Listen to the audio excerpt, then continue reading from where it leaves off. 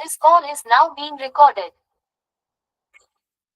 सर्वेभ्यो नमो नमः। कक्षा में उपस्थित सभी सदस्यों का आदर सहित अभिवादन एवं स्वागत भी। सभी सदस्य अपने अपने स्तों का ध्यान करें। माता गायत्री के मंत्रों का उच्चारण एक बार अवश्य कर ले। साथ ही अपने प्रेरणा के स्रोत एवं अपने गुरुजनों को भी अंतर्मन से अभिवादन कर ले। हम लोगों के द्वारा प्रतिदिन कुंडली फलादेश पर आधारित कक्षा आयोजित की जाती है। आज की कक्षा में हम लोग, जैसा कि आप लोग व्हाइट बोर्ड पर देख रहे हैं, कि वर्ष कुंडली का फलादेश हम लोग कैसे करें। यह वर्ष कुंडली का फलादेश कैसे करें, यह भाग कौन सा है? 7वां है या 8वां या 6ठा है? 7। इससे पूर्व में हम लोगों का 6 क्लास गुरुजी 8वां है। 8वां है आज 8वां है। ठीक है, तो इसको मिटा के 8 कर देते हैं। इससे गुरुजी 8वां नहीं है, इसके पहले का जो भाग था ना, वो अपना दूसरा अपने कक्षा लिया था, ये 7वां ही है। अच्छा, चलिए ठीक है, 7वां ही से कोई तो कुछ भी हो, लेकिन हम लोग आगे कुछ सीखेंगे। तो आज यह 7वीं या 8वीं कक्षा जो कहें आप लोग वह है। और अभी आने वाले दिनों में 2-3 कक्षाएं अभी और 4 कक्षा हो सकती है। और हम सब को किसी भी एक विषय वस्तु पर अनेक कायदे से सोचने चाहिए, समझने चाहिए, सीखने का प्रयास करना चाहिए। यदि कोई कक्षा में नया और प्रतिदिन की कक्षा में शामिल होना चाहते तो स्क्रीन पर दिख रहे नंबर पर व्हाट्सएप पर कक्षा में कंटिन्यू हो सकते हैं। आज के दिन में जो भी हम लोग सूत्र सीखेंगे, समझने का प्रयास करेंगे, आप सभी व्यक्ति अपने अपने कुंडली पर वह सूत्र अवश्य लगाइएगा। यदि कुछ सूत्रों में आप लोगों की कुंडली पर लगता है, उसके बारे में भी जरूर अपने विचार साझा कीजिएगा। हम लोगों ने पूर्व की कक्षा में यह पढ़ा था कि यदि हम लोगों ने पूर्व की कक्षा में हम लोगों ने यह पढ़ा था कि यदि कुंडली के शुभ भावों में, वर्ष कुंडली के शुभ भावों में या लग्न कुंडली के शुभ भावों में, लग्न कुंडली के शुभ भावों में या वर्ष कुंडली के शुभ भावों में, अब शुभ भाव कौन से हुए? लग्न हुए, यानी केंद्र और त्रिकोण हुआ। तो इन शुभ भावों में जो ग्रह बैठे हुए हैं, अगर वही ग्रह वर्ष कुंडली के भी शुभ भाव में बैठे हुए हों तो अच्छे फल। अब यहाँ केंद्र एवं त्रिकोण में वर्ष कुंडली में कौन कौन से ग्रह हैं? शनि एवं देव गुरु बृहस्पति। तो क्या शनि देव लग्न कुंडली के केंद्र और त्रिकोण में है? तो नहीं है। देव गुरु बृहस्पति है, तो देव गुरु बृहस्पति इनके लिए अच्छे फल दे सकते हैं, ऐसा हम लोगों ने पढ़ा है गुरुदेव, पिछली कक्षा में पढ़ा। अब इसके बाद में हम लोग आगे पढ़ने का प्रयास करते हैं कि वर्ष कुंडली के त्रिकोण भाव में यह विशेष नियम है कि यदि वर्ष कुंडली के त्रिकोण भाव में यदि गुरु हो, सूर्य हो, शनि हो या मंगल हो, तो आर्थिक अन्य सभी कुछ तो कुछ ठीक ठाक, परंतु आर्थिक दृष्टिकोण से अच्छे नहीं होते हैं। यदि वर्ष कुंडली के त्रिकोण भाव में, पुनः एक बार समझे। अच्छा, क्या आप लोगों को व्हाइट बोर्ड दिखलाई दे रहा है? व्हाइट बोर्ड नहीं आया दिखाई दे रहा है। मोबाइल वालों को नहीं दिख रहा गुरुदेव। गुरुदेव हम लोग को नहीं दिख रहा है। अच्छा, अभी हम भी देख ले रहे हैं।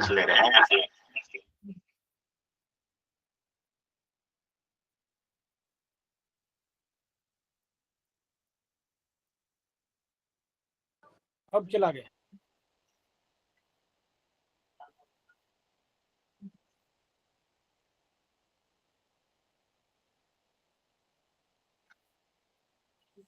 तो अभी हम लोगों ने चर्चा किया है कि यदि वर्ष कुंडली के त्रिकोण भाव में, यानी कि पंचम भाव एवं नवम भाव में कौन कौन से ग्रह अच्छे फल नहीं देते, तो देव गुरु बृहस्पति, सूर्य देव, शनि देव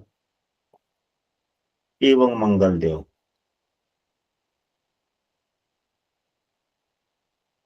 गुरु, मंगल, शनि एवं सूर्य यदि पंचम या नवम भाव में होते हैं तो यह अच्छे फल नहीं देते। इस चीज के लिए या धन से संबंधित कुछ ना कुछ खर्चे ज्यादा करवा देते हैं। अब अलग अलग के ग्रह अपने अपने गुण धर्मों पर अलग अलग प्रकार से खर्च करवा सकते हैं।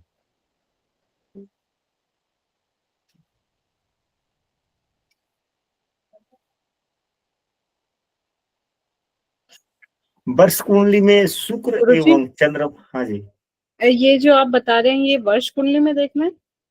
हाँ वर्ष कुंडली में देखना है। ठीक है। वर्ष कुंडली में गुरु एवं चंद्रमा का खराब होना अच्छा नहीं माना जाता। यदि वर्ष कुंडली में आपके चंद्रदेव या शुक्रदेव खराब स्थिति में है, दोनों ही यदि खराब है तो और अच्छी बात और बुरी बात हो जाती है, क्योंकि चंद्रमा मन है और शुक्र समृद्धि एवं भोग है। और यदि दोनों ही खराब हो जाए तो वह वर्ष पूरा खराब हो जाता है, वह वर्ष ओवरऑल खराब हो जाता है। अब इस उदाहरण कुंडली में शुक्रदेव उच्च के हैं, चंद्रमा अपने मित्र राशि में है, यह ठीक है, यह ठीक है। अब अभी हम लोगों ने पढ़ा कि मंगल देव, इस उदाहरण कुंडली में त्रिकोण भाव में हम लोगों ने पढ़ा था सूर्य, मंगल, शनि एवं गुरु का त्रिकोण भाव में अच्छा नहीं, लेकिन मंगल देव यहाँ त्रिकोण भाव में है, बुरे फल दे रहे हैं मंगल देव, बुरे फल दे रहे हैं। परंतु यह भी नियम तो हम लोगों ने पढ़ा है कि यदि जो ग्रह लग्न कुंडली के शुभ भावों में हो, यानी कि केंद्र और त्रिकोण में हो, और वहीं ग्रह लग्न वर्ष कुंडली के भी केंद्र और त्रिकोण में हो, तो वे अच्छे फल देते हैं। तो यदि एक प्रकार से अच्छा फल देने वाला है और दूसरे प्रकार से बुरा फल देने वाला है, तो बुरे फलों का शमन होता है। समान हो सकता है। तो यह उतना ज्यादा मंगल नुकसान देने वाले नहीं हुए।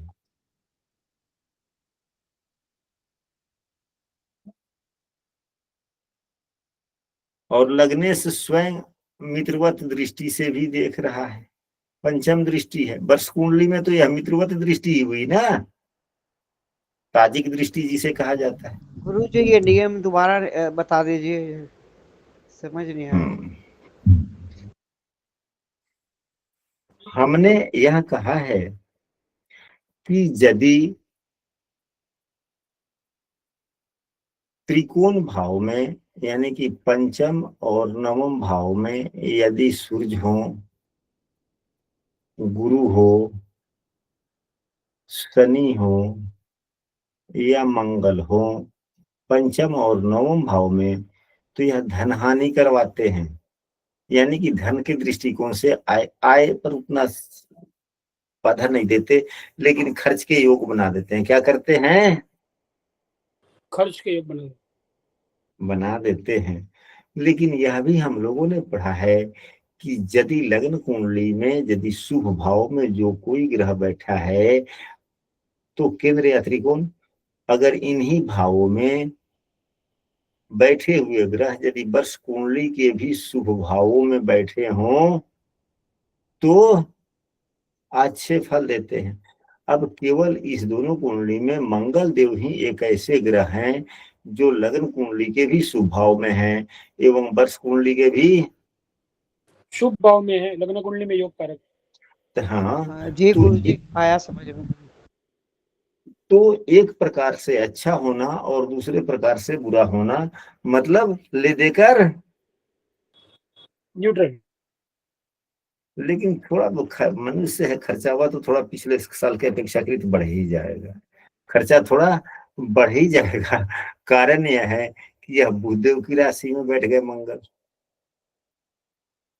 और बुधदेव की यहाँ पर छठी दृष्टि है, तो न मित्रता और न शत्रुता, फिर आ गया नैसर्गिक और मंगल बुध की किस प्रकार की मित्रता है आप लोग जानते ही हैं कि बुध का कहा हुआ मंगल मानता नहीं है, मंगल का कहा हुआ बात बुध मान लेता है, लेकिन बुध का कहा हुआ बात मंगल नहीं मानता है।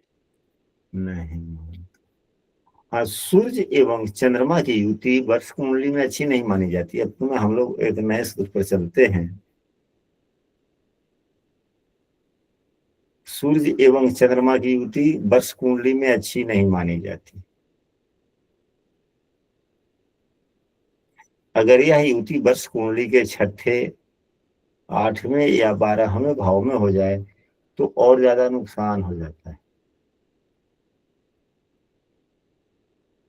तो वह पूरा वर्ष तरह तरह के अनिष्ट आते जाते रहते हैं, बीमारी भी हो सकता है,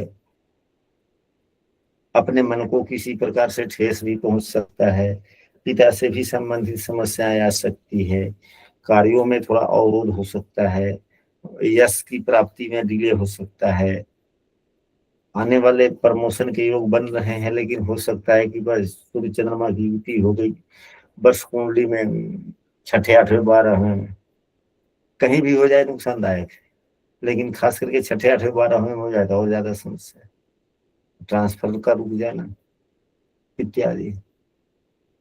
मतलब कुछ ना कुछ जीवन में समस्याएं हो ही जाएगी। ऐसी बात नहीं है कि सूर्य चंद्रमा की युति हो जाए और छठे भाव में ही सही या 9वें भाव में, छठे भाव में ही सही या 8वें भाव या 12वें भाव में तो ट्रांसफर नहीं, ऐसी पदोन्नति नहीं होगी, हो सकती, लेकिन इससे अन्य किसी प्रकार की समस्या आ सकती है। तो वह जिस प्रकार का काम हो उससे संबंधित, क्योंकि सूर्य ओवरऑल सभी ग्रहों के राजा है, चंद्रमा मन है जो सभी ग्रहों पर अपना आधिपत्य कुछ न कुछ प्रभाव जमा ही देता है। तो सूर्य एवं चंद्रमा से प्रायः सभी विषय वस्तु का देख सकते हैं कि नहीं देख सकते? जी गुरुदेव। इसलिए हमने तो जो ग्रह खराब होगा उस ग्रह से संबंधित समस्याएं, वर्ष कुंडली में जो ग्रह खराब होगा उस ग्रह से संबंधित समस्याएं जीवन में उस वर्ष आने की संभावनाओं पे बल मिलता है, बल मिलता है। अब इसके बाद में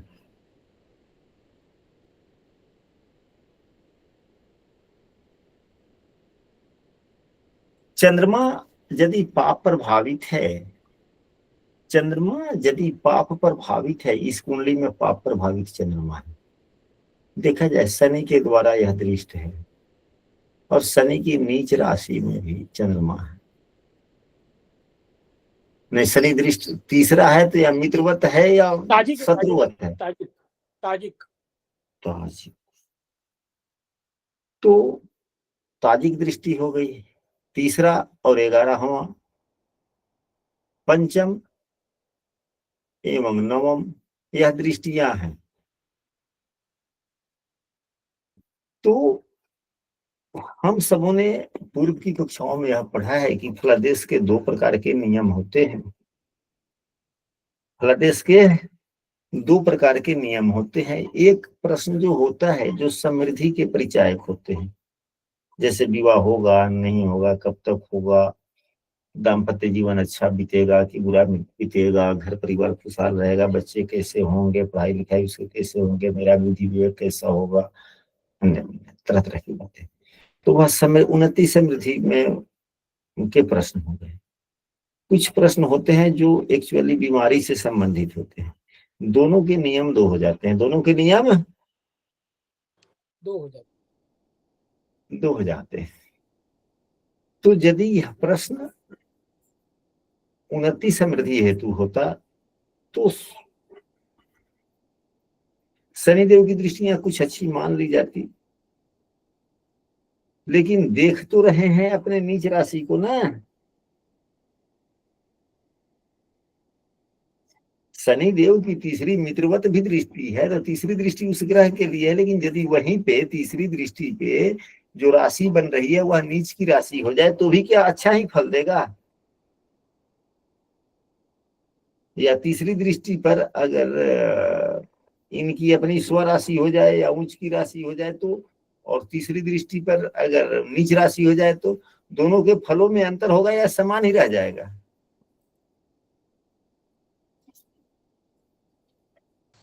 अंतर हो जाएगा अंतर गुरुजी। होगा गुरुदेव।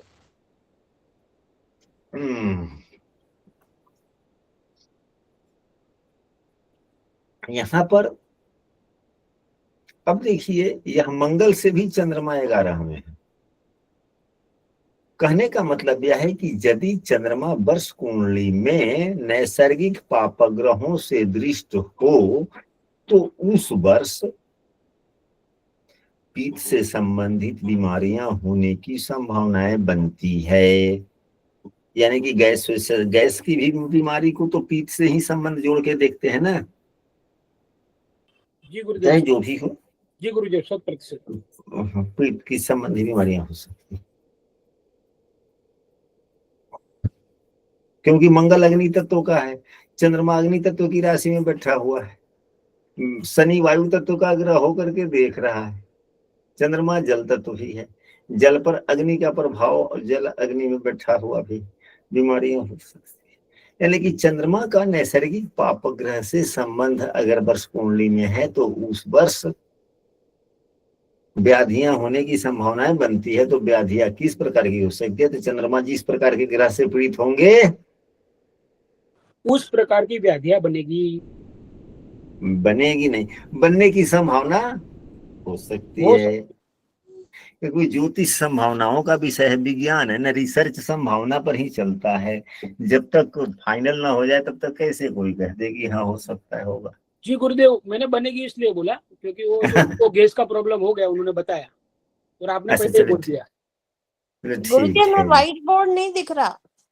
गुरुदेव नहीं दिख रहा हमें भी। यह हमारे यहाँ से गड़बड़ नहीं है, यह वहीं से गड़बड़ है। चलिए एक बार पुनः हम व्हाइट बोर्ड को स्क्रीन से हटाते हैं और पुनः शेयर करते हैं। हालांकि रिकॉर्डिंग जब भी मिलेगी आप लोगों को रेगुलर मिलेगी, और आप लोग प्रयास यह कीजिए कि कुंडली आप लोग बना के रखेंगे तो वहां से यह होगा कि यहाँ से सूत्र की चर्चा होती रहेगी और उन सूत्रों को आप लोग अपने अपने कुंडली पर लगाइए। दिख गया। जो सूत्र लग रहे हैं, तो जो फल पर अंतिम निष्कर्ष चर्चा हो रही है, यदि वह आपके कुंडली पे लागू होते हैं तो अच्छी बात है, चुपचाप रह गए। यदि लागू नहीं हो रहे हैं तो तुरंत बोले कि नहीं, यह सूत्र तो हमारे कुंडली पर लागू हो रहे हैं, परंतु जो वो निष्कर्ष हम लोगों ने चर्चा किया वह निष्कर्ष नहीं दिख रहा। तो यह से डबल प्रैक्टिस भी होता चला जाता है, तो फिर बाद में रिवीजन करने की उतनी आवश्यकता नहीं पड़ती, या नोट्स बनाने की उतनी आवश्यकता जो नियमित रूप से क्लास कर रहा है या करना चाहता है उसके लिए नहीं होती। चलिए,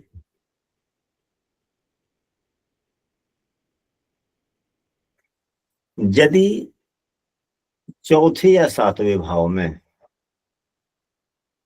चौथे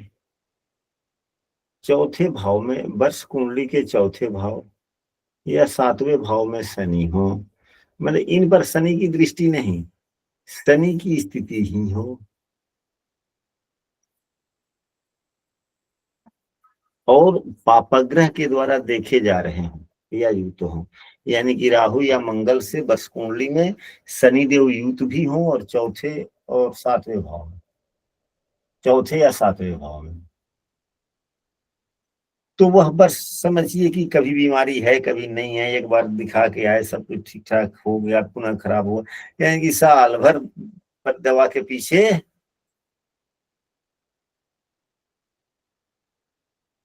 पड़े रहने की संभावनाएं बनती है।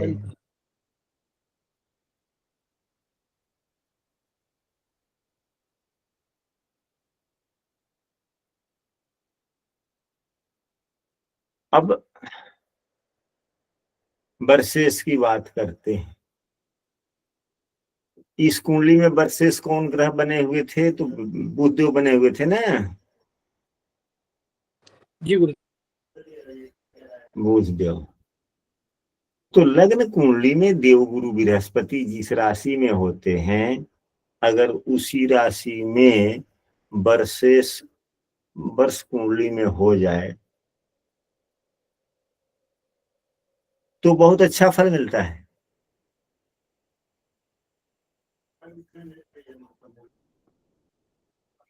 उस वर्ष खास करके जिस विषय वस्तु की अत्यधिक चाह होती है वह पूरी हो जाती है उस वर्ष। अगर मान लीजिए कि यही 5 नंबर की राशि में वर्षेश होकर के बुधदेव बने होते, वर्षेश होकर के बुधदेव बने होते,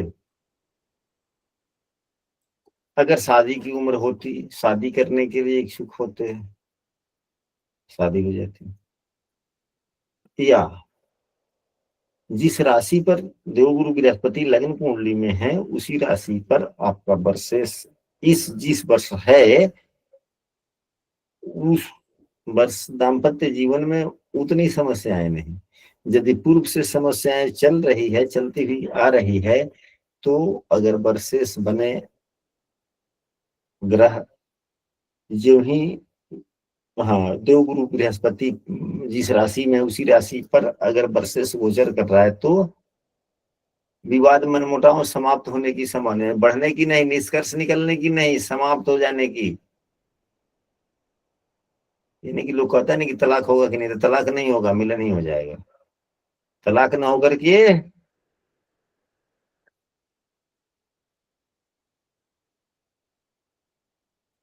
मिलन हो जाएगा सर। मिलन हो जाएगा।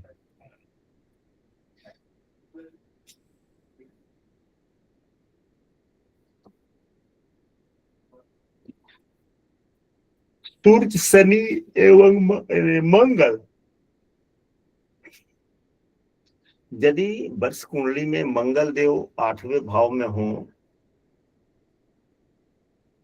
या 10वें भाव में मंगल हो और शनि या सूर्य से युक्त या दृष्ट हो,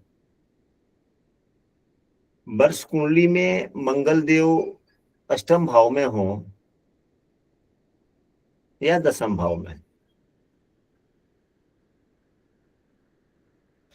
और सूर्य या शनि से युक्त या दृष्ट, तो उस वर्ष चोट लगने की संभावनाएं बढ़ती है। 8वां भाव तो समझ में आता है कि 8वें भाव में मंगल है, सूर्य या शनि से दृष्टि युक्त हो गए तो चोट लग सकता है। 10वें भाव की बातें समझ में नहीं आती, लेकिन नहीं, बातें स्पष्ट है। यदि 10वें भाव में है तो हम अपने कार्य स्थल पर जहां काम कर रहे होते हैं उसी जगह चोट चपेट लगने की संभावना बनती है। भले रिस्की जॉब नहीं है, हम किसी ऑफिस में काम करते हैं, वहां चोट लगने की संभावनाएं नहीं है, लेकिन कुछ भी हो सकता है। जिस कुर्सी पर बैठते हैं वही कुर्सी टूट जाए तब भी तो चोट लग सकता है ना।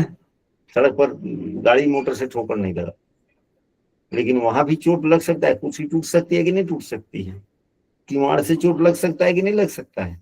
लग सकता मतलब ऐसा चोट लगने की संभावनाएं होती है कि उसमें मेडिकल सुझाव सलाह की आवश्यकता पड़ती है।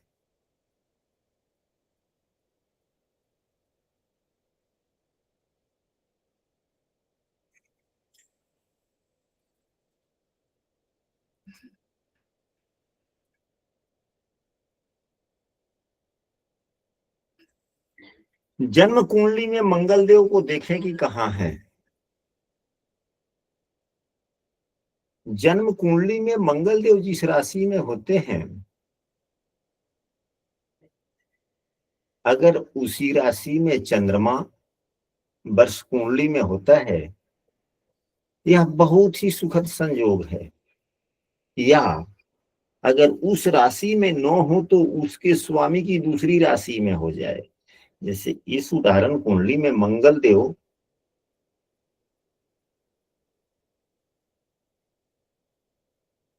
कहाँ बैठे हुए हैं? सिंह राशि में बैठे हुए हैं।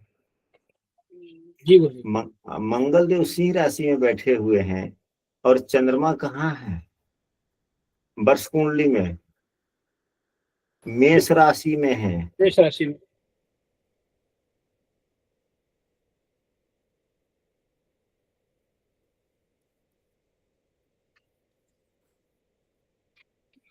तो यह उतना उत्तम योग नहीं है। यहाँ पर देखिए चंद्रमा जो है मेष राशि में है, मंगल सिंह राशि में है, यह उत्तम नहीं है। अगर सिंह राशि में ही चंद्रमा होता तो यह सूत्र इस पर पूरा प्रभावी होता क्या कि इस वर्ष आय के स्रोत में नए आयाम का जुड़ना,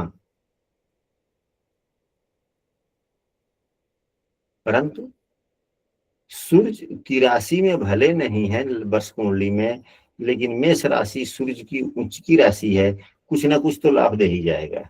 यह वर्ष आय के स्रोत में नया आयाम का जुड़ जाना, या आय के क्षेत्र में थोड़ा विकास हो जाना, या आय की वृद्धि हो जाना, या पदोन्नति भी आय के वृद्धि के योग में ही आते हैं। पदोन्नति होना भी तो आय वृद्धि ही है ना। जी गुरुदेव। तो पदोन्नति का ये मतलब नहीं कि केवल नौकरी करने वाले की ही पदोन्नति होती है, पर पदोन्नति के कई परिभाषिक शब्द बन जाते हैं ज्योतिषीय दृष्टिकोण से। यदि कोई व्यक्ति अपना दुकान किए हुआ है तो यह भी हो सकता है, कहेंगे कि जितना दुकान में सामान है, जितने मात्रा में रखते हैं बेचते हैं, उसमें सामान में 2 4 10 सामान और बढ़ा लिए जाए तो दुकान की वैल्यू बढ़ जाती है। यदि आप जितने अत्यधिक वैरायटीज के सामान रखते हैं उतना ही दुकान की वेट बढ़ता चला जाता है कि नहीं बढ़ता चला जाता।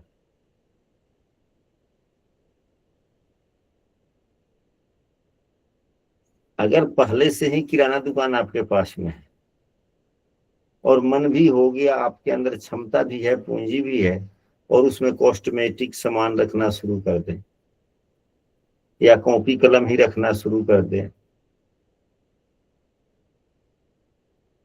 और उसके कुछ मेल लगा दें, यानी कि कॉपी भी 10-15 तरह का हो, कलम भी 5-10 तरह का हो, तो क्या दुकान की प्रोन्नति हो गई कि नहीं हो गई, कि बाकी रह गया?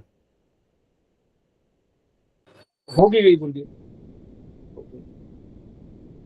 अगर हम कर्मकांड ही करते हैं तो प्रोन्नति कर्मकांड में भी होता है, पहले से हम कुछ कर रहे हैं, लेकिन पदोन्नति होना यानी कि जो काम हमने पिछले साल में जितने काम नहीं किए, मतलब जितना बड़ा बड़ा काम नहीं किया, उतने बड़े बड़े काम करने के मौका मिल जाए और हिम्मत भी साथ दे दे, उस प्रकार के योग बने, उस प्रकार के योग बन गए।